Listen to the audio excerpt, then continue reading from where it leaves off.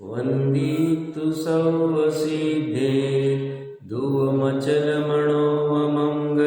पते ओचामि समय पावण विनमो सुध केवली वणिदं नमः समय साराय स्वानुभूत्या चकासते चित्स्वभावाय भावाय सर्वभावांतरचिदे।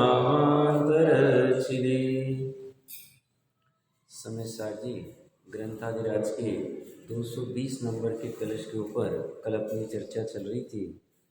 यह कलश 372 गाथा में जो चर्चा चली उसी की पुनरावृत्ति करने वाला है। इसमें यही कह रहे कोई जो ऐसा माने कि परद्रव्य से मुझे राग द्वेष होते और मैं परद्रव्य का नाश करूं, घात करूं, दूर करूं तो उससे मेरा राग द्वेष खत्म हो जाएगा, तो कहते ऐसा नहीं, यह अज्ञान है। और कल अंत में जयचंद जी छाबड़ा ने यह भी कहा इस राग द्वेष के अपने परिणाम को दूर करने का प्रयत्न करो, अज्ञान को दूर करो, आत्मा ज्ञानमय ऐसा देखो, जानो, और पर द्रव्य से मुझे राग द्वेष होता है ये मान्यता को छोड़ दो। स्वयं ही ये होता है। अभी 221 नंबर का जो कलश की चर्चा चलेगी इसमें भी इसी बात की पुनरावृत्ति होगी और आगे की जो 10 गाथाएं आने वाली है उसके उत्थाने का रूप में भी इसको कह सकते हैं। इसमें जो जीव परद्रव्य से अपने राग द्वेष को मानता है वह मोहांध है, शुद्ध नहीं से च्युत है, शुद्ध नहीं की जो शुद्ध आत्मा विषय वस्तु है उससे विमुख है और ये संसार समुद्र को पार नहीं कर सकता। संसार समुद्र को पार करना है तो वस्तु स्वरूप जैसा है वैसा जान लेना चाहिए। हाँ, वस्तु स्वरूप जानने में पूरी कसरत करनी चाहिए। ऐसा नहीं कि कोई कह देवे और हम मान ले, कोई कह देवे और वैसा हम जान ले, ऐसा कहने की कोई बलजोरी नहीं कर रहे। प्रयोजनभूत में तो हम परीक्षा करेंगे कि अगर ये जो कह रहे ऐसा नहीं माने तो क्या होगा, ये जो कह रहे ऐसा माने तो क्या होगा, वस्तु स्वरूप अगर जो ये कह रहे उससे विपरीत रहता तो क्या होता था, वो कह रहे वैसा होगा तो क्या होगा, आदि आदि में पूरा अपना निचोड़ लगा लेना चाहिए। उसमें तो पूरा प्रयास करना चाहिए, उसमें कोई खामी नहीं करनी चाहिए। ठीक है, हमारी अभी सामर्थ्य कम है तो कम सामर्थ्य से शुरुआत करेंगे, ज़्यादा सामर्थ्य तो ज़्यादा सामर्थ्य से शुरुआत करेंगे। सामर्थ्य कम ज़्यादा ये कोई अपराध नहीं है। सामर्थ्य संगी पंचेंद्रियपना का रह के भी उसको यूज नहीं करना, ये हमारी भूल है। हमारी थोड़ी सामर्थ्य थोड़ी सी चालू करना चाहिए तत्विचार, बट ये कह रहे हैं ये मोहांध व्यक्ति ऐसा नहीं कर पाता है और इसलिए ये संसार समुद्र को, मोह नदी को पार करने में समर्थ नहीं हो पाता है। पेज नंबर 652 के ऊपर 221 नंबर का कलश इसके श्लोकार्थ के ऊपर लिख रहे। अब इसी अर्थ को दृढ़ करने के लिए और आगामी कथन का सूचक काव्य कहते हैं, इस अर्थ को दृढ़ करना है उनको और बलजोरी से दृढ़ नहीं करना चाहते हो। वो कह रहा है स्वरूप ऐसा है और तुम दृढ़ कर लो, तुम निर्णय कर लो, नक्की कर लो। एक बार इसका पाठ करते, राग जन्मनि निमित्ततां परद्रव्यमेव कलयन्ति ये तुते उत्तरन्ति नहि मोहवाहिनीं शुद्ध बोध विदुरांध बुद्धय। श्लोकार्थ में लिख रहे, ये तो राग जन्मनि परद्रव्यम एवं निमित्ततां कलयन्ति, जो राग की उत्पत्ति में परद्रव्य का ही निमित्तत्व कारणत्व मानते, अपना कुछ भी कारणत्व नहीं मानते, ते शुद्ध बोध विदुर अंध बुद्धय, वे जिनकी बुद्धि शुद्ध ज्ञान से रहित अंध है, ऐसे अर्थात जिनकी बुद्धि शुद्ध नहीं के विषयभूत शुद्ध आत्मस्वरूप के ज्ञान से रहित अंध है, ऐसे मोहवाहिनी नहीं उत्तरंती, मोह नदी को पार नहीं कर सकते। हम लौकिक में भी देखते, कोई कोई बच्चे बहुत भारी होते, लौकिक पढ़ाई में अगर कुछ कारणवश उनको मार्क कम आ गए, फेल हो गए, कुछ हो गया, तो रीज़न ढूंढते रहते। रीज़न कैसे भारी रहते आप समझना, मैंने इसे नज़दीक से आप लोगों ने भी देखे होंगे। रीज़न क्या देंगे, वो टीचर ही अच्छे नहीं थे, हमारे गाइड करने वाला कोई मित्र ही था नहीं, या परीक्षा के समय पे घर में कोई प्रतिकूलता आ गई और उसमें उलझना पड़ा मुझे, इसकी वजह से मेरी परीक्षा अच्छी हुई नहीं और इसकी वजह से मैं फेल हो गया, या मेरे को पढ़ाई का समय मिला नहीं, या पढ़ाई के समय में मैं बीमार हो गया, या वो स्कूल ही अच्छी नहीं है। हजारों आ सकते, मैंने तो 5-7 ही कारण दिए। ये जीव कभी भी अपने जीवन में लौकिक पढ़ाई में सक्सेसफुल हो ही नहीं सकते। लौकिक का उदाहरण ले रहे, या लौकिक में और भी उदाहरण मिलते। कोई व्यक्ति को अगर अपन कोई दोष देने जावे, वो तुरंत तैयार रहता है, नहीं इसकी वजह से नहीं, इसकी वजह से ऐसा हुआ, मेरी वजह से कुछ नहीं हुआ, मेरी कोई गलती नहीं। ये जीव कभी भी पार नहीं कर सकता। जो जो निमित्त को ढूंढता है, निमित्त के टोपी पहनाने का काम कर रहा है, वो अपना ही बुरा कर रहा है, बुरा उसका ही हो रहा है। लोकोत्तर मार्ग में भी ऐसा ही है। और हम छूटना किससे चाहते? मान लो कोई हमारे ऊपर आरोप लगाता है कि तुमने ये गलती कर दी, लगा दी, और मान लो वो गलती हमने की। अगर हम नहीं माने और दूसरे के ऊपर टोपी डाल दे, मैंने नहीं गलती की, इसकी वजह से ऐसा हुआ, इससे उसको प्रूव करके क्या होने वाला है? वो कोई हमें माला पहनाने वाला है, सर्टिफिकेट देने वाला है, हमारा सत्कार करने वाला है, भारत रत्न देने वाला है हमें, और वो कौन होता है कि जिसको हम प्रूव करें कि नहीं मैं गलत नहीं हूँ, वो गलत है? और ऐसा कहने से हमारी गलती छूट जाएगी? केवली कहते नहीं छूटेगी। तो कब तक इतना बचना जाओगे? कितना अनंत काल तक ऐसे बचते कहाँ तक जाओगे तुम?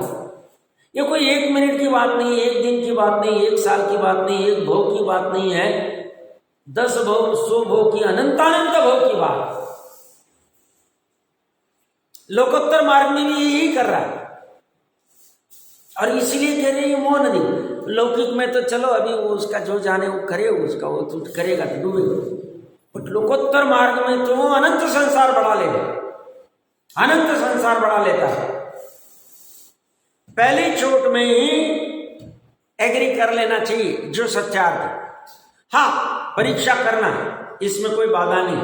परीक्षा क्या करनी? राग द्वेष पर से उत्पन्न होने लग जावे तो क्या होगा?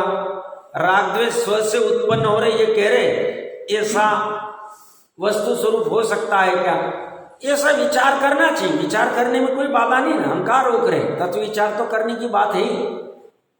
राग द्वेष पर से उत्पन्न होने लग जावे तो हम पर के अधीन हो जावे, पर हमारा कर्ता हो जाए, हमें अच्छा लगेगा? हम स्वाभिमान क्यों चाहते हैं?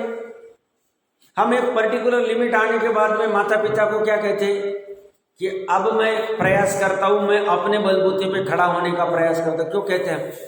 हमें स्वाभिमान अच्छा लगता। एक पर्टिकुलर लेवल तक हम उनके सहयोग लेते, भूमिका। अगर पराधीनता ही अच्छी है तो फिर पराधीनता हम लौकिक में क्यों नहीं मानते, वहां क्यों बुरा मानते? जैसे लौकिक में हमें स्वाधीनता अच्छी लगती है, सेल्फ रिस्पेक्ट अच्छा लगता है, ज्ञानी जी कहते वस्तु स्वरूप तो ऐसा ही है। और यहाँ तो इसी गजब चीज करने वाले जयचंद जी साहब, वो कह रहे हैं राग द्वेष भी करना जीव का ही पुरुषार्थ है, राग द्वेष का अभाव करना भी जीव का ही पुरुषार्थ है। दोनों चीजें आने वाली है। पढ़ना अच्छे से पढ़ना, पढ़ेंगे आप।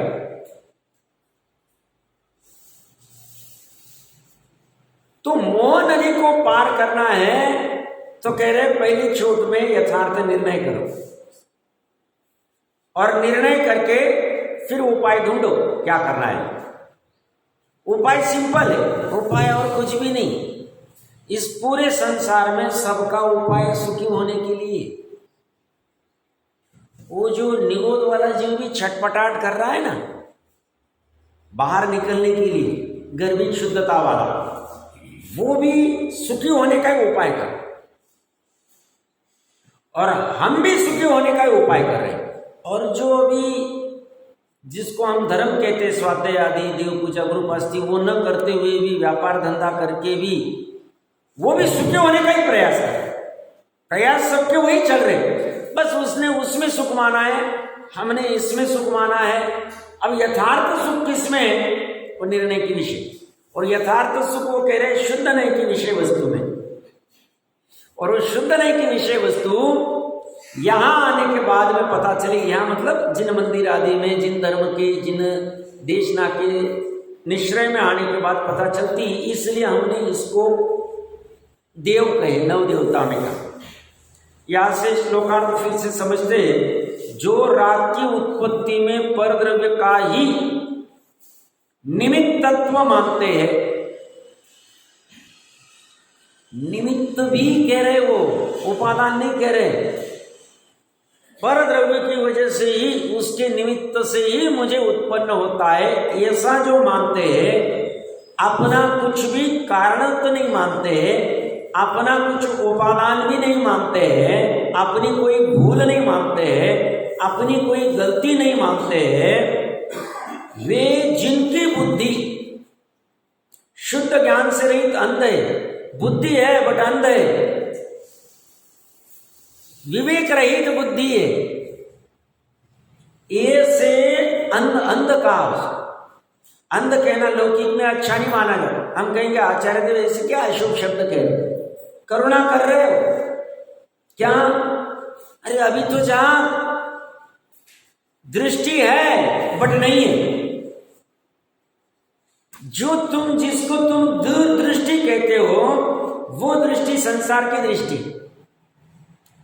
कोई परिचित था, 8-10 साल पहले की बात होगी, उन्होंने और कोई दूसरे परिचित के बारे में कुछ चर्चा चल रही थी, तो वहां पे ऐसा कहा कि वो जिसके बारे में चर्चा कर रही थी, उनकी दृष्टि बहुत दूर की, 50 साल की सोचते। तो उस समय में धर्म का इतना टच नहीं था, मुझे महिमा आती थी कि हाँ भाई, उनके कुछ ऐसे उदाहरण उन्होंने बताए थे कि आज की नहीं सोचती, कोई भी काम करेंगे तो 50 साल की सोचेंगे, 30 साल की सोचेंगे, जो भी कुछ होगी। बट बाद में जब जिन शासन के निश्चय में आए, समझा, तो पता चला वो जो दृष्टि थी वो लौकिक वाली दृष्टि थी, 30 साल 50 साल वाली स्वार्थ वाली दृष्टि थी। यहाँ जो दृष्टि मिलती है ये अनादि अनंत की दृष्टि मिलती है। ये दृष्टि कहीं मिलेगी नहीं, ये यहीं पे मिलेगी, ये दिगंबर जैन धर्म नहीं मिलेगी। और ये दृष्टि जिसके पास नहीं है, वो 30 साल पहले वाली दृष्टि का भले ही लौकिक व्यवहार में लोग उसकी महिमा गाते होंगे, सब बहुत कमाल की, क्योंकि सामान्य जीव के पास ऐसी दृष्टि होती नहीं लौकिक में, तो उसमें वो व्यक्ति को महिमा गाई जाती है। बट वो इतनी कार्यकारी नहीं। दृष्टि कौन सी कार्यकारी है? जो अनादि अनंत का दृष्टि दिलावे, जो संसार मार्ग से बाहर निकाले। इसकी दृष्टि अंध है। इसके पास भले लौकिक में प्लानिंग ऐसा होगा, प्लानिंग मतलब लौकिक दृष्टि 50 साल की सोच क्या है, यहाँ प्रॉपर्टी लेके रख दो, 10 साल बाद पैसा बढ़ जाएगा, 50 साल बाद बढ़ जाएगा, उसकी महिमा गाएंगे लोग। क्यों? लोभी लोग को तो अच्छा लगता है, सब अपने तो बढ़े नहीं, इनके बढ़ गए, अच्छा। वो इतने काम की नहीं, ठीक है, पुण्य के उदय से जैसा चलना है उससे अपने को कोई द्वेष नहीं, कोई संकलेश नहीं। प्रकरण कहां से चल रहा है? दृष्टि कौन सी प्राप्त करनी चाहिए? ये अंध दृष्टि वाला है। क्यों अंध दृष्टि वाला है? ये पर द्रव्य को टोपी लगाता है,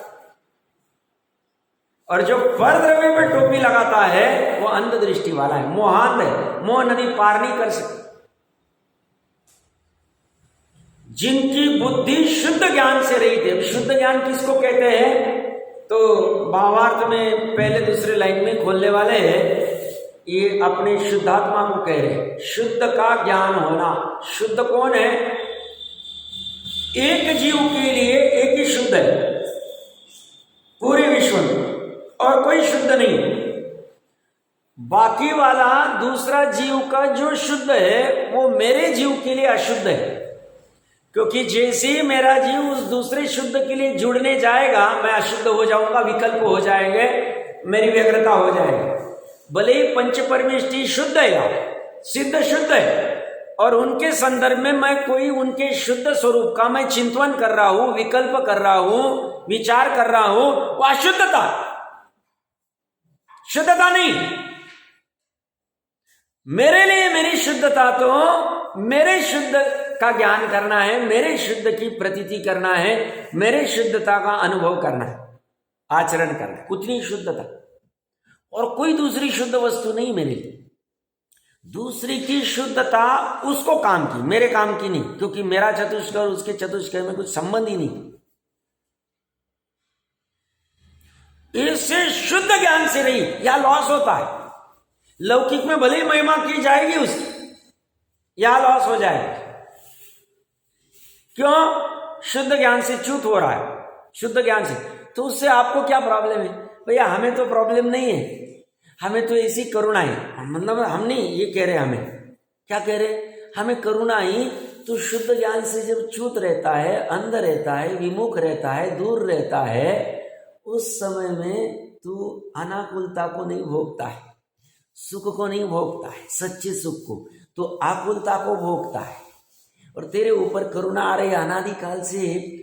तू सुख स्वभावी होके भी, अनाकुल स्वभावी होके भी, अनंत सुख अव्यवहार सुख का धारी गुण वाला होके भी तू उस सुख को क्षण भर भी नहीं भोग पाया। अनादि से तू मिथ्यात्व में, अनादि से तू अज्ञान में, तू एक क्षण के लिए भी भोग नहीं पाया। हमें बहुत करुणा आती, जैसे हमें सामान्य बाहर में करुणा आती है। देखो ना कितनी गर्मी है, बेचारे पशुओं को, वो गाय बकरी को, भैंस को कुछ भी नहीं मिल रहा है, पानी भी नहीं कोई पिला रहा है, भोजन भी नहीं कोई दे रहा है, हमें करुणा आती सामान्य। ये करुणा तो ठीक है, अपनी भूमिका अनुसार आएगी भी, और उसके अनुसार जो विकल्प आते करने चाहिए, उसकी कोई बाधा नहीं। बट ये आचार्य देव महाकरुणा कर रहे, वो कह रहे अनंत काल बीत गया, अनंत परावर्तन चले गए, और तू मो नदी से पार नहीं हो रहा है, तू बस टोपी पहनाते जा रहा है। परद्रव्य, परद्रव्य में कितने होंगे? अनंत। कभी तू इस पे टोपी पहना है, कभी, बट तेरी अभिप्राय की वासना में जो टोपी पहनाने की क्रिया चल रही है कि परद्रव्य से मुझे राग द्वेष होते, उस भाई की वजह से राग द्वेष हुआ, बहन की वजह से राग द्वेष हुआ, पुत्र की वजह से राग द्वेष हुआ, घर की वजह से राग द्वेष हुआ, धन की वजह से राग द्वेष हुआ, शरीर की वजह से राग द्वेष हुआ। ये तो भले ही टोपियां बदलता रहे, बट नुकसान तेरा ही, और तू ऐसा आज से नहीं कर रहा, अनादिकाल से कर, अनादिकाल से कर, और उसकी वजह से तो शुद्ध ज्ञान से विमुख रहता है। और शुद्ध ज्ञान से विमुख रहना बहुत बड़ी कीमत चुका रहा है। क्या कीमत चुका रहा है? जब तू शुद्ध ज्ञान से सहित हो जाएगा तब पता चलेगा तुझे, ऐसा पता नहीं चलेगा शुद्ध ज्ञान क्या होता है, उसकी क्या कीमत है, उसके अंतर्मुहूर्त की प्रतीति, अंतर्मुहूर्त का ज्ञान, अंतर्मुहूर्त की आचरण, आका आचरण, उसकी क्या कीमत है, केवली को पूछो। निश्चय वाला, यथार्थ वाला, एक समय की पर्याय में, अंतर्मुहूर्त की निरंतर पर्याय में उस शुद्ध ज्ञान का अनुभव होना, प्रतीति होना, आचरण होना, लीनता होना, श्रद्धान होना, विश्वास होना, जो कुछ कहना है कह दो आप, क्या क्या शब्द आपके पास होंगे, उसकी कीमत केवली जानते अपने ज्ञान में। क्या कहेंगे वो? भैया तेरा अनंत संसार छूट गया, काम हो गया, तेरा काम हो गया। इतनी कीमत है। ये ऐसे ही नहीं कह रहे महिमा, ऐसे ही इन्होंने 415 गाथाएं नहीं लगाई, इनको कोई काम नहीं था, शाम बैठे बैठे एक ही बार आहार को जाना पड़ता है, बैठे तो कर दिया, ऐसा नहीं है। कितनी करुणा आई होगी अपने ऊपर। करुणा उनके लिए दोष वाला है, चारित्र का विकार है, मल है, फिर भी किया हूं। गजब करुणा है। और स्वामी जी ने गजब काम किया पिछली शताब्दी में, इसको पूरा अच्छे से खोला। गजब, मानना पड़ेगा। कुंद कुंद देव, अमृत चंद्र देव, जयसेन आचार्य देव, जयचंद जी साहब ने तो अपनी अपनी भूमिका अनुसार किया ही, बट अभी वो जैसे लुप्तता सा हो गया था, बस पड़ा हुआ है, आके दर्शन कर लो और चले जाओ। 10-20 रुपए की नोट रख दो, 10-20 तो अभी आए, उस समय में जो भी मूड बदरी आदि में जो कुछ जो रखता होगा रख दिया, हो गया हमारा काम। तो खोल ही नहीं सकते थे, पढ़ ही नहीं सकते थे। शुद्ध ज्ञान अंदर बस कपाट में पैक है, द्रव्य स्रोत में पैक कर दिया, भाव स्रोत में बाद में लेंगे हम, उसको खोला, गजब काम। अंध क्यों हो रहा है? ये अंधता क्या है, आज के लिए महत्वपूर्ण चिंतन का विषय ले लेना। ये शुद्ध ज्ञान से अंध होना मतलब क्या? क्या सही में मैं अंधा हूं? मेरे को तो चश्मा भी नहीं, मेरे को चश्मा है, आपको तो चश्मा भी नहीं, तो मैं कहां अंधा हूं? मैं तो देख ही रहा हूं, सब बराबर से चल रहा है। तो स्वामी जी ने आगे वाली इसी कलश में 18-19 नंबर की गाथा की, 17-18 नंबर की गाथा की चर्चा की, आबाल गोपाल वाला। जीव जीव भी देखता नहीं, क्यों? उसको उर्दू नहीं कर रहा है। उर्दू किसको कर रहा है? वो अनुभूति किसकी कर रहा है? राग द्वेष। वही पे दोनों स्वपर प्रकाशक शक्ति है। स्वामी जी ने अच्छा खोला है, त्रिकाली भी है स्वपर प्रकाशक शक्ति में, और एक परिणति वाली भी, पर्याय वाली भी। वेदन तो पर्याय का ही होगा, त्रिकाली शक्ति तो जब केवल ज्ञान होगा तो ख्याल में आ जाएगा क्या होगा जो होगा। अभी परोक्ष रूप में समझ सकते हैं त्रिकाली स्वपर प्रकाशक शक्ति क्या है। चेतन भाई ने भी अच्छा खोला है, राजकोट वाले। बट यहां मेन प्रकरण क्या चल रहा है? तो स्व और पर का प्रकाशन एक साथ चल रहा है, पर प्रकाशन में राग बुद्धि है, वहां जुड़ना जा रहा है। वो वहीं पे राग द्वेष जहां उत्पन्न हो रहा है, वहीं पे ही ये शुद्ध ज्ञान पड़ा हुआ है। बट वो शुद्ध ज्ञान में वो ऐसा उठा नहीं पा रहा। वो 50 बैग के बीच में एक बैग मेरी भी, एक जैसी सब 50 बैग। वो एक बैग मतलब मेरा शुद्ध स्वभाव, और वो बाकी के उन 50 बैगे मतलब अन्य द्रव्य, राग द्वेष उनके शक्ति वाला के जो भी रहेंगे। मैं क्या कर रहा हूं? उन 50 को ही उठा रहा हूं उसी में भ्रम कर रहा हूं, राग वाला, द्वेष वाला, अपनत्व वाला। बस गलती इतनी सी हो रही नहीं, और वो मेरी बैग की पहचान करके, निर्णय करके उसको ऊर्ध्व नहीं कर रहा हूं, और उन 50 को गौण नहीं कर रहा। बस इतना सा भूल, और कुछ भी भूल नहीं। इतना अधर्म हो रहा अनादिकाल से। और धर्म कब होगा? वो मेरी वो वाली बैग को ऊर्ध्व करो जो मेरी वस्तु स्वरूप के अनुसार, वस्तु स्वरूप से विपरीत नहीं। जैसा वस्तु स्वरूप कह रहे हो, केवली भी कह रहे हो, बस इतनी तुम्हारी, यही तुम्हारी बैग है, यही तुम्हारी वस्तु है, यही तुम्हारा शुद्धात्मा है। उसको मैं जैसा उन्होंने आगम में युक्ति आदि से बताया है, नय आदि से, शादवाद आदि से, उसको पकड़ के कहां पकड़ूंगा मैं? युक्ति आलम्बन लेके, तर्क युक्ति का आलम्बन लेके भाव श्रुत ज्ञान में, देशना लब्धि में खींचूंगा। वो लेके और फिर स्वानुभव प्रत्यक्ष करते समय उस बैग को ऊर्ध्व कर दिया, बाकी उन 50 को गौण कर दिया। मैं अब तक क्या कर रहा था और कब से कर रहा था ये? या तो 2 घंटे में अपनी बैग मिल जाए, 2 घंटा अगर खोलू एक बैग को, नहीं साहब ये मेरी, या तो मिल जाए, या अनंत काल से मिल ही नहीं रही अपनी बैग। और हम इस भाव में भी अवसर चुक जाएंगे तो फिर अपनी महिमा कौन कर सकता है? अब आगे की महिमा कौन कर सकता है? हमारे अवसर बहुत अच्छा है, बस खींचना चाहिए।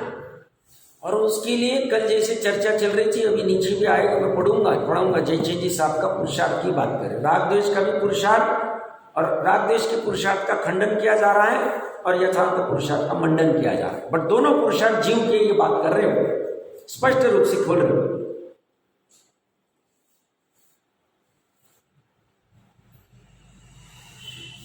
अधर्म बहुत बड़ा नहीं, अधर्म बस क्या है?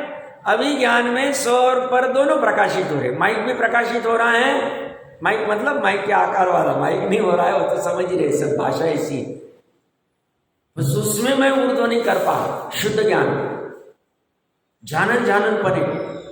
तो इसकी वजह से क्या हो रहा है, उसकी बुद्धि शुद्ध ज्ञान से रहित हो रही, तो उससे क्या हो रहा है, शुद्ध ज्ञान का तिरस्कार हो रहा है, तो उससे क्या हो रहा है, मोह नदी पार नहीं हो रही। तो आपको क्या प्रॉब्लम है? मैं कोई प्रॉब्लम नहीं है, जाओ घूमो, 66,336 करो, एक भाव से दूसरा भाव करो, घूमो, तुम्हें अच्छा लगता है। पिटाई होगी तो पिटाई होने दो, आपको क्या प्रॉब्लम, तो होने दो भाई, हमें कुछ प्रॉब्लम नहीं। अगर ये पंचम काल वाला, दुखमा काल वाला दुख भाषित हो रहा है, टोडरमल जी कहते मनुष्य भोग के, मनुष्य गति के दुखों का वर्णन करते हुए, ज्यादा क्या कहना है, जब प्रत्यक्ष ही भाषित नहीं हो रहा है, दुख की फील नहीं हो रहा है, अभी इतना पसीना आ रहा है, ये दुख है। हमने एसी बना दिया, फैन बना दिया, उसकी वजह से पसीना चला गया, अरे भैया नया भ्रम खड़ा कर दिया तुम्हें ये दुख है। तुम अभी 2 मिनट भी लाइन चली जाए तो हुआ कर रहे हो, ये तुम्हारा दुख है, दुखमा काल का। ये दुख तुम्हें प्रत्यक्ष होते हुए भाषित नहीं हो रहा है, और दुख दूर करने का उपाय ढूंढने का भावना नहीं हो रही है, उसके लिए प्रयास नहीं कर रहे हो, तो हम अभी ज्यादा कहने से क्या फर्क पड़ना है, इसलिए ज्यादा कहा ही नहीं हो मनुष्य गति की। कितने दुख है, बाहर पड़ो, अब दुख नहीं लगते, नहीं साहब सबका ऐसे हो रहा है, हमारा ऐसा हो रहा है, तो करो, जाओ। जैसे अभी का 10, 20, 30 साल में बहुत फास्ट लाइफ हो गई। आज से 40-50 साल पहले बुजुर्गों को पूछो, इतनी फास्ट लाइफ थी क्या? सभी यहीं पे रह रहे थे, MG रोड आदि पे रह रहे थे और कहीं जा नहीं रहे। आज की 20 साल में, 30 साल में जो फास्ट लाइफ है और 50 साल पहले की, फर्क समझ में आया। तब भी जी रहे थे, अभी जी रहे, तब आकुलता कम थी, अब आकुलता ज्यादा। तब पुण्य अच्छा था, पुण्य ज्यादा नहीं। भाग रहा है, कहाँ भाग रहा है, क्यों भाग रहा है? सब भाग रहे, मैं भी भाग रहा हूं। और उससे क्या हो रहा है, शुद्ध ज्ञान से रहित हो रहा है। और उससे क्या हो रहा है, मोह नदी पार नहीं हो। मोह मतलब या मिथ्यात्व लेना, राग द्वेष तो ही गर्भी थी, और सबसे खतरनाक मिथ्या था, वो नदी पार नहीं कर पाएगा संसार में। तो ये कह रहे, जिनकी बुद्धि शुद्ध ज्ञान से रहित अंध है, ये से अर्थात जिनकी बुद्धि शुद्ध रह के विषयभूत शुद्ध आत्मस्वरूप के ज्ञान से रहित।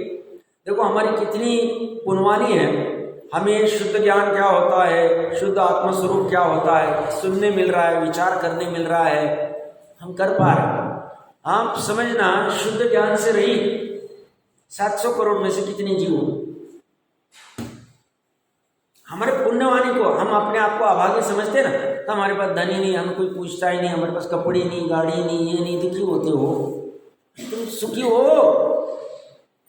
शुद्ध ज्ञान की चर्चा तुम्हें सुनने मिल रही है, पढ़ने मिल रही है, विचार करने मिल रही है, उसकी महिमा नहीं आ रही है तुम्हें। वो 700 करोड़ के सब अंध कह रही है, जिनको शुद्ध ज्ञान का नाम भी सुना नहीं, अंध कह रहे। वो भले ही कलेक्टर होगा, प्रेसिडेंट होगा, क्या कह रहे, भले ही कितने 10 डिग्रियां लटकी होगी उसकी वहां पे, भले ही यश नाम कीर्ति बहुत होगा पूर्व के पुण्य के उद्देश्य, बट फिर भी वो अंध है और मोह नदी को पार नहीं करेगा, ऐसा कहे। और उससे विपरीत साइड में बैठा हुआ कोई कुत्ता, तिर्यंच, श्वान, और उसे शुद्ध ज्ञान के सही थे, तो वो कहते मोह नदी पार हो गई उसकी। समझो, आप जैन धर्म को समझो, है वस्तु स्वरूप ऐसा ही।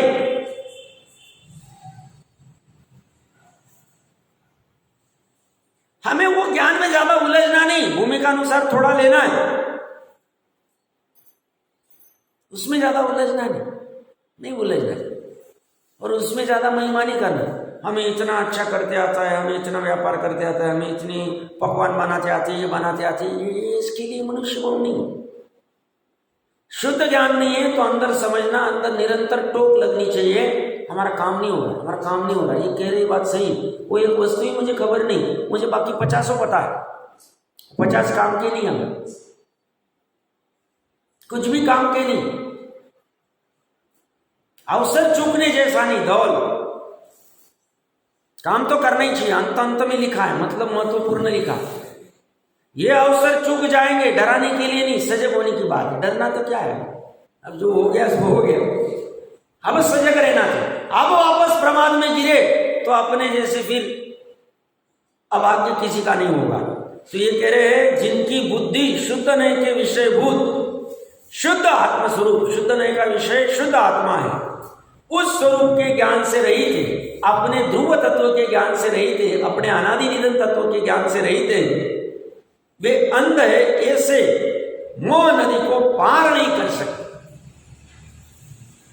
अब ये कहां मिलेगी? सब त्रिलोक सार जी पूरा पढ़ लिया, वहां तो गंगा की बात है, सीता की बात है, गंगा सिंधु की बात है, सीता सितोदा आदि और कितने सारी नदियां, पता नहीं, मेरे को भी पहले पढ़ा था बट मेरे याद नहीं रहता, मैंने छोड़ दो, बस याद होना चाहिए।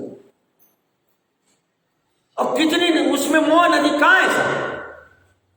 ये कभी सूखती ही नहीं, ये कब सूखेगी?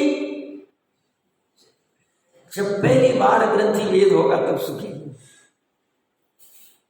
अभी चिना बिना में जो चल रहा है बाहर में, सुखा दो तुम 3 दिन बाद पानी पानी पानी करेंगे तो अभी लोक व्यवहार में चलता रहेगा, उनकी उनकी भूमिका अनुसार होगा। बट हमें करना है वो चिनाब सूखिए न सूखिए, वो कुछ किसका क्या होए, हमारे मोह नदी का क्या हो रहा है। हमारी मोह नदी बह रही है, और बह रही तो नीचे से बह रही, नीचे से बह रही मतलब जैसे वो पांडवों ने घर बनाया था, वो दुर्योधन को समझ भी नहीं आ रहा, या पानी है ये क्या है क्या है, तो इसीलिए फिर अंधे का बच्चा अंधे के चक्कर में कितना गड़बड़ हो गया वो सब संकट खड़ा हो जाता है। तो हमें पता ही नहीं चल रहा, हमें कहाँ मोह है, हमें तो कुछ भी नहीं। हम तो बच्चे के प्रति भी मोह नहीं करते, इसके प्रति भी मोह नहीं करते, उसके प्रति भी। भैया बोलने को कौन कह रहा है? तुम्हारी श्रद्धा की परिणति में ऐसा हुआ है? 3 लोग 3 काल के संदर्भ में ऐसा परावलंबन छूटा है, निरावलंबी हुए हो? अगर हुए नहीं तो शांत रहो, बोल के क्या करोगे? तुम दूसरा को वाहवाही भी कर देगा तो उससे क्या हो, पेट भरेगा? और उससे पेट क्यों भरना चाहते हो? वापस नया भ्रम खड़ा हो जाएगा, मैं सम्यक दृष्टि हूं, मैं ये हूं। तो वो क्यों करना चाहते हो तुम? अपना अपना अंतर में भोगो, नहीं होता है तो प्रयास करो।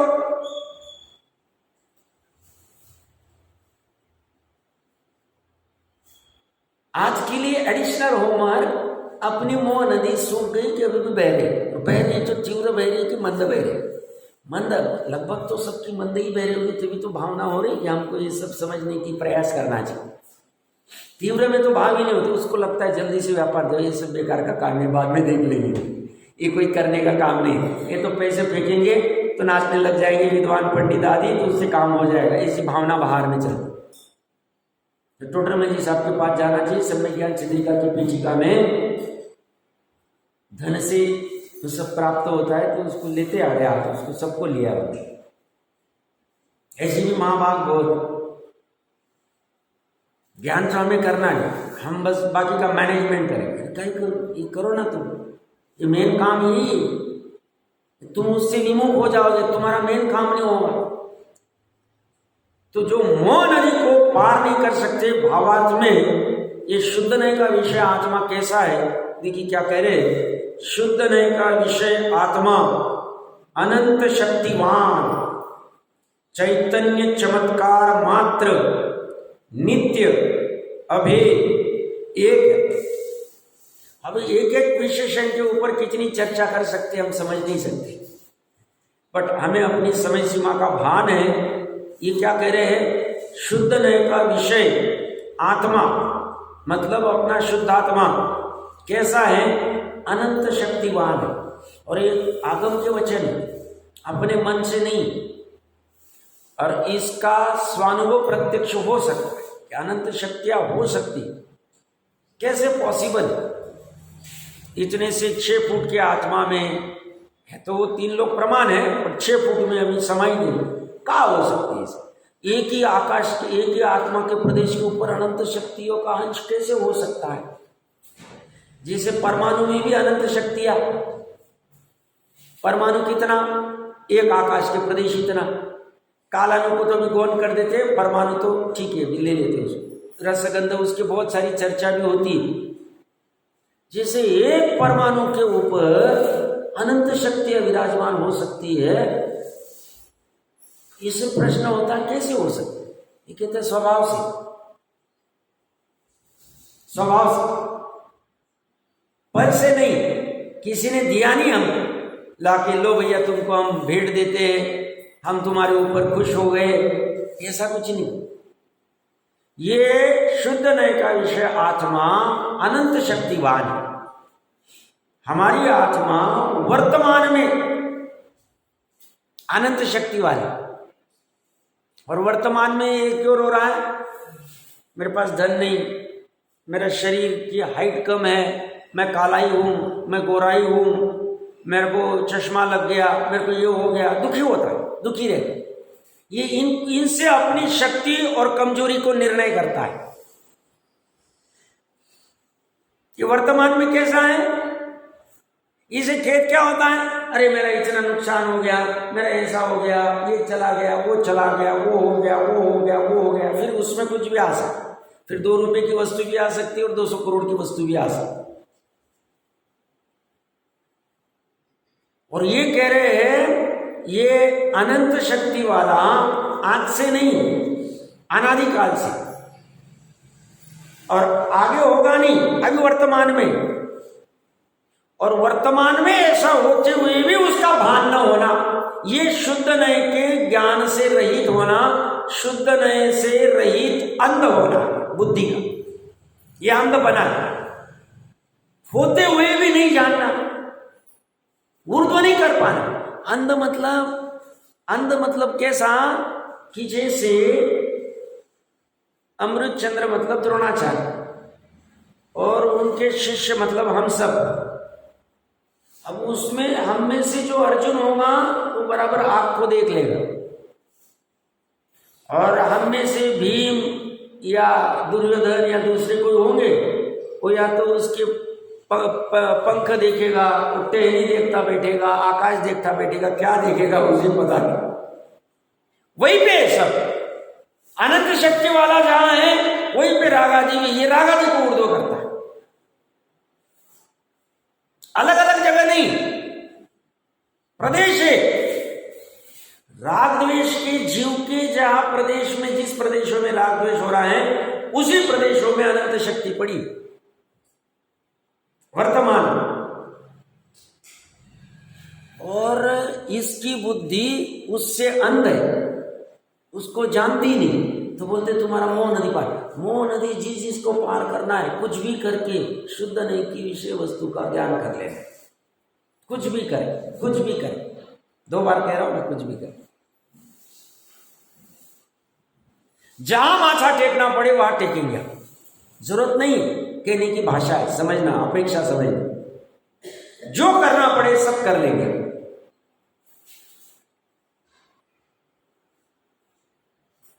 अनंत शक्ति वाला है और ये रोता बैठता है, मेरा व्यापार नहीं चल रहा है, मेरा धन नहीं है, बच्चों का ऐसा हो गया, उसको तो पगार ही कम देते, वो तो इतना अच्छा काम कर रहा है लड़का, तो फिर भी उसका पगार ही नहीं बढ़ा रहे हैं, रो रहा है। क्या तुम भी स्वयं अनंत शक्ति का ज्ञान कर दो, उसी भी दे दो, तो वो भी शांति से रहेगा। पुण्य प्रमाण जितना मिलना है मिलेगा। प्रयास क्या करना, कैसे करना, वो अलग बात होगी, उसमें हम नहीं उलझ रहे। यहां बैठे बैठे क्यों पसीना आता, क्यों बीपी अप डाउन होती? कारण कि शुद्ध नय से अंध है।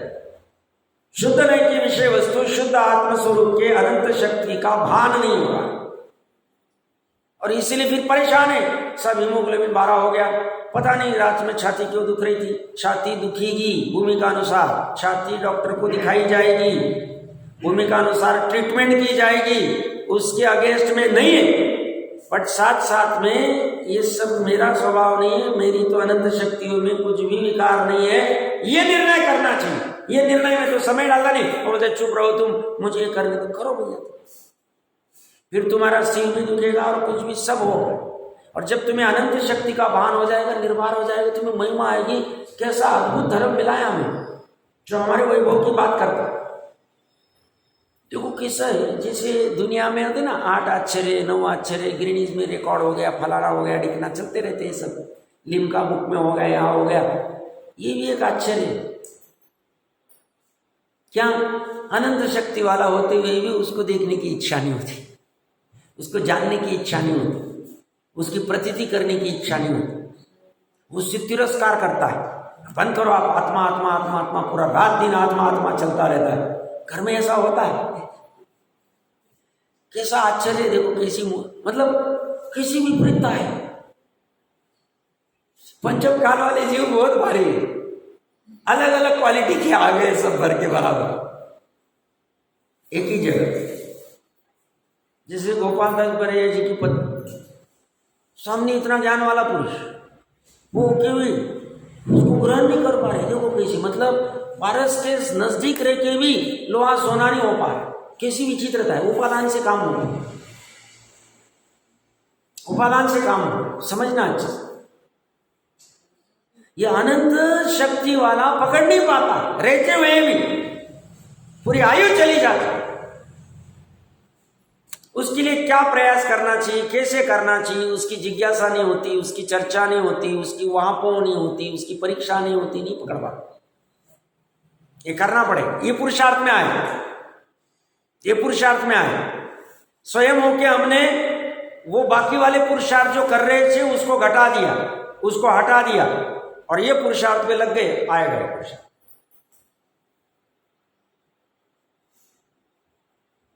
तो शुद्ध नय का विषय आत्मा अनंत शक्तिवान है। अनंत शक्तियों में से हम 50, 100, 150 ही गिन पाते हैं। किसी ने प्रयास किया था 150, 200 आदि कितनी गिन पाए? 49, 47 शक्तियां तो है ही, 49 नहीं 47 शक्तियां तो है ही, और साथ में फिर अपने बाकी की ओर ऐड करें तो वो सब 100, 150 तक चली जाए। क्षमा नाम की शक्ति, मार्दव, आर्जव आदि आदि ले लो, फिर इसमें और क्या बढ़ा सकते, सब कर सकते। ये शक्तियां अनंत है, चैतन्य चमत्कार मात्र है। चेतना का पूर्ण संचार है, जड़पने का संचार नहीं। चेतना मतलब जानपना, लाइवलीनेस, जीवपना।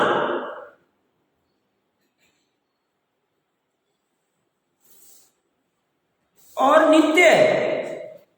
ये जो अनंत शक्तिवानपना है नित्य बना रहे, एक दिन के लिए नहीं, एक साल के लिए नहीं, 5 साल के लिए नहीं, ये कहेंगे परमानेंट रहने वाला स्वभाव, नित्य रहे। वो आत्मा भी नित्य रहेगा और आत्मा की अनंत शक्तियां भी नित्य रहेगी। आत्मा का चैतन्य चमत्कारपना भी नित्य रहेगा। ऐसा नहीं 2 घंटे के लिए चमत्कार, तो बाहर में ऐसा होता है कि साहब इनको चमत्कार वगैरह करना आता था, 5 साल पहले आया था उनको, 5 साल तक रहा और चला गया। वो जा सकता है, रिद्धियां आती है चली जा सकती, हो सकता है भूमि का अनुसार जैसा जैसा विशुद्धि आदि कम ज्यादा हो तो हो सकता है। ये चमत्कार ऐसा नहीं, ये किसी की गिफ्टेड नहीं है, नया प्राप्त नहीं हुआ है इसलिए बिछुड़ेगा नहीं। ये चैतन्य चमत्कार अनादि से है, अनंत काल तक रहेगा। एक समय भी उसका विरह नहीं होगा, सोते हुए भी नहीं, कोमा में रहते हुए भी नहीं, कभी भी नहीं। समय ज्ञानी जीव कोमा में भी चला जाए और उसे सजगता रहे, सजगता मतलब वो तो केवल ही जाने कैसी, तो चैतन्य मात्र अनुभव कर सकते। वाह! और ये पढ़ाई नहीं, इसका द्वेष किया आत्मा का, उसके हाल कैसे होंगे, कल्पना, उसका दुख का वेदन केवल ही समझ सकते, शब्दों से बयान नहीं हो सकता। कोई मान लो 15 दिन 1 महीने से बेड रिडन और कोमा में गया, बस आंख खोलना बंद चल रहा है, सांस चल रही, हालत समझना कैसी गंभीर होती। इसलिए ये सब का निर्णय करके लेंगे तो मान लो पाप का कभी कुछ उदय आ भी जाए, प्रतिकूलता भी आ जाए तो सजगता रहेगा, भान रहेगा अपना। फिर इससे ज्यादा हाय नहीं होगी, ज्यादा आर्त ध्यान नहीं होगा, नया ज्यादा तीव्र बंध नहीं होगा। पूर्व के बंध से तो हुई ऐसी हालत, नई बंध ऐसी नहीं होगी। इसके लिए ये सब समझ लेना चाहिए। तो ये चैतन्य चमत्कार हमारा नित्य रहने वाला है। ये चमत्कार कभी भी खत्म नहीं होता, कभी नहीं खत्म। हमारी निर्धनता की अवस्था में भी रहता है, धनवान होने की अवस्था में भी रहता है, नित्य निरोध अवस्था में भी था, सिद्ध अवस्था में भी रहेगा। जब हम नारायण 3 खंडाधिपति बने तब भी था, 7वीं नारकीचे तब भी थी, हमेशा रहे। अनंत शक्तियां भी हमेशा रहेगी, चैतन्य चमत्कार मात्रपणा भी हमेशा रहेगा, कोई छीन नहीं सकता। रिजॉइस करना चाहिए। कौन दिखाना है? जिनवानी। इसके लिए इसको कभी भी ऊर्ध्वई रखना, जिनवानी महिमा रखना इसे।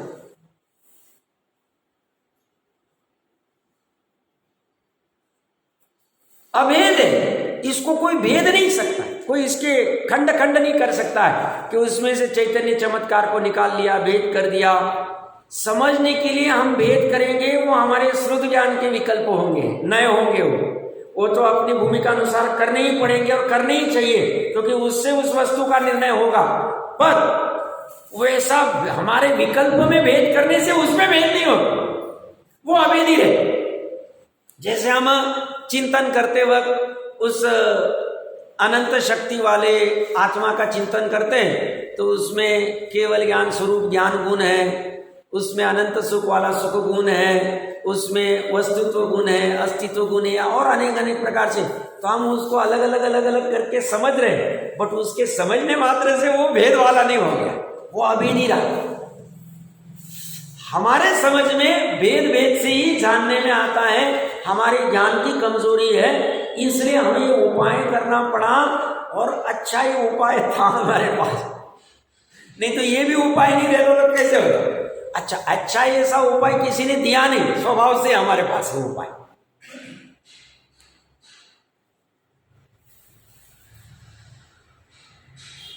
इसका कौन भेद कर पाएगा? हम ऐसे भेद प्रभेद चेंज करेंगे, कितने भेद प्रभेद हो गए। हुंडा से कोई नहीं रहता, जब नहीं था तो अभी नहीं रहता। पंचम काल में एक उसमें कोई भेद प्रभेद खड़े नहीं होते। इतने भेद क्यों खड़े हुए? इस अभेद का ज्ञान नहीं है। जिससे अभेद का ज्ञान है वो ऐसे भेद प्रभेद करने में मजा नहीं, वो तो समन्वय करे। स्वामी जी ने क्या कहा? नया पंथ मत खड़ा। ये तो हमने मजबूरी में वहां पहले पीछे कुंद कहान लगाया, हमने लगाया। वो कह रहे थे हम तो उसी की धारा के, हमारे नई धारा हमें खड़ी नहीं करनी, नई धारा करने मत जाओ, गड़बड़ कर दो, छदमस्त हो। जो धारा बराबर से प्रवाहित होती आ रही है उसी को फॉलो करो, नहीं तो अभी ऑलरेडी इतने सारे हो गए और कितने खड़े करो, तो उसका बड़ा संकट है। इसका फल अच्छा नहीं है, फल अच्छा नहीं। जो भी कारण से हुआ हो, हम अगर उसमें निमित्त होंगे, हमारी कषाय होगी, हमें उसका फल मिले। इसलिए प्रायश्चित्त कर लो अच्छे से। अगर कुछ हुआ होगा तो, नहीं हुआ तो कोई करने की आवश्यकता नहीं, उलझना नहीं कभी भी इस चक्कर, क्योंकि अभेद का ज्ञान नहीं, भेद खड़ा करता बैठता हो। फिर घर घर में भेद चल रहे, घर में एक कांजी वाला, एक फांजी वाला, एक वांजी वाला, एक ऊंजी वाला, क्या क्या नए खड़े हो रहे।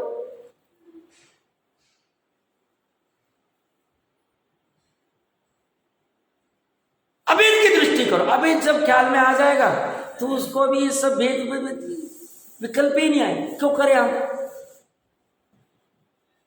363 में भेद कहां से खड़े हुए? उन्होंने अभेद को नहीं जाना। मैं मजाक नहीं कर रहा हूं, जिमानी पे बैठा हूं। श्वेतांबरों के ढूंढारी मत के 32 के 32 आगम लगभग मैंने पढ़े, 26 तो अच्छे से पढ़े, 4-5 ऊपरी पढ़े। कहीं पे भी इस अभेद की अच्छे से चर्चा ही नहीं आती, नहीं। इसलिए भेद खड़ा हो गया। एक खड़ा हो गया ढूंढारी, एक खड़ा हो गया मूर्ति पूजक, एक खड़ा हो गया 20, एक खड़ा हो गया। भेद खड़े करते जाओ, और जिसे अभेद का भान होगा उसका व्यवहार भी समन्वय वाला होगा। उसका सबसे मेन कारण स्वाध्याय की कमी, समझ की कमी, तत्व ज्ञान की कमी, और फिर कषाय है, और फिर आता है अखाड़ा खड़ा करता है, करते जाता है भेद खड़ा। उस समझ में नहीं आता मैं मेरा संसार बढ़ा रहा हूं। सच्ची इसमें कभी भी गड़बड़ नहीं करना। समन्वय कर सकते तो करना, एक कर सकते तो करना। जितने भी भेद हमने खड़े किए तोड़ दो उसको, क्योंकि भेद से हमारे ज्ञान की प्राप्ति ही नहीं हो। अमृत चंद्र देव ने 30 कलश लगा दिए, कहाँ पे? कर्ता कर्म अधिकार, एक के पीछे। कोई कहता है मैं नित्य है, अनित्य है, मूढ़ है, अमूढ़ है, ये सब देखना है 2 मिनट के लिए। अभी कुछ कारणवश देख रहा था, 78 के आसपास होने चाहिए मेरे ख्याल से कर्ता कर्म अधिकार में। अच्छा नंबर 2 मिनट के लिए देख लेते हैं। हाँ, 142 के बाद भी मेरे ख्याल से, हाँ बराबर, पेज नंबर 277।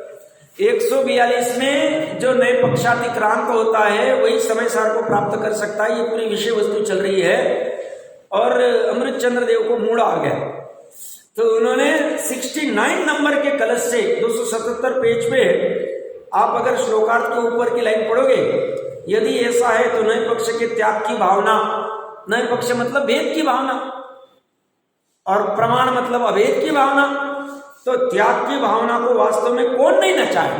जो सुखी होना चाहता है वो नचाएगा, समझदार नचाएगा, जिसके पास विवेक वो नचाएगा। ऐसा कहकर श्री अमृतचंद्र आचार्य नए पक्ष के त्याग की भावना वाले 23 कलश रूप काव्य लिखे। इसमें क्या विषय उसको अलग से पढ़ लेना, बट इसका सारांश लेना है तो 283 नंबर पेज पे भावार्थ देखिए। 283 पे भावार्थ में कह रहे हैं आत्मा बद्ध है, अबद्ध है, मूढ़ है, अमूढ़ है, रागी है, अरागी है, द्वेषी है, अद्वेषी, कर्ता है, अकर्ता, भोक्ता है, अभोक्ता है, जीव है, अजीव है, सूक्ष्म है, स्थूल है, कारण है, अकारण है, कार्य है, अकार्य, भाव है, अभाव है, एक है, अनेक है, शांत है, अनंत है, नित्य अनित्य, वाच्य अवाच्य, नाना है, अनाना है, चेत्य अचेत्य, दृश्य अदृश्य, वेद्य अवेद्य, भात अभात इत्यादि नयों के पक्षपात है। जो पुरुष नयों को कथनानुसार यथा कि विवक्षा पूर्वक तत्व का वस्तु स्वरूप का निर्णय करके, तत्व वस्तु स्वरूप का निर्णय करने के लिए विवक्षा में करना पड़ेगा, वो करके नयों के पक्षपात को छोड़ता है, उससे चित स्वरूप रूप जीव का चित स्वरूप अनुभव होता है। और जो नहीं छोड़ता है वो फल था। प्रकरण कहां से लिया हमने? जो भेद में अटका रहता है वो अभेद नहीं हो। तो हमें भी कोई पक्ष का भेद होगा, कोई व्यक्ति का भेद होगा तो हम गड़बड़ में। हमें वस्तु स्वरूप का पक्ष होना चाहिए, वस्तु स्वरूप में भेद नहीं। क्यों? प्रवचन सार जी में महासत्ता अवंतर सत्ता पढ़ लेना चाहिए। वस्तु स्वरूप में भेद नहीं, भेद कहां है? आज का समय ऊपर आ गया, तो यहां पे ये कह रहे हैं ये अभेद वाला, भेद वाला नहीं। तो ये अभेद वाली मेरी वस्तु कैसी होगी? इस अभेद को ग्रहण कर लूं तो मैं जो घर घर में भेद कर रहा हूं, भाई भाई में भेद कर रहा हूं, देरानी जेठानी में भेद कर रहा हूं, सासू बहू में भेद हो रहा है, ये भाई इसमें सब बेटे बाप में भेद हो रहा है, ये सब भेद बंद हो जाए। ये सब समाज में भेद हो रहे, इसमें भेद हो रहे, तोड़ रहे, तोड़ो भैया, तोड़ो भैया। तोड़ना सही उपाय नहीं, भले ही सबको लग रहा है इसमें दुखी उत्पन्न होगा। अभेद आत्मा ये शुद्ध नहीं का विषय वस्तु एक है और इसमें क्या विषय चर्चा है समझ सकते हैं।